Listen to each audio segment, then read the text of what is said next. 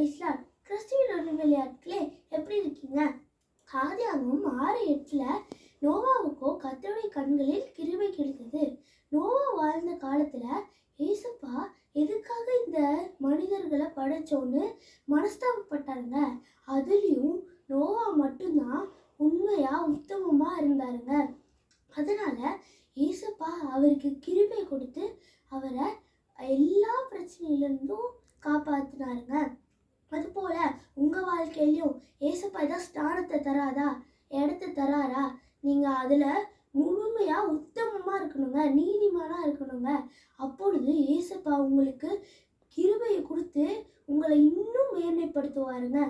உங்க கிருபை வேண்டுமே, உங்க கிருபை போதுமே, உங்க கிருபை இல்லாம நான் ஒன்றும் இல்லையே இயேசுவே. அவர் கிருபை இல்லாம நம்ம ஒன்றுமே இல்லைங்க.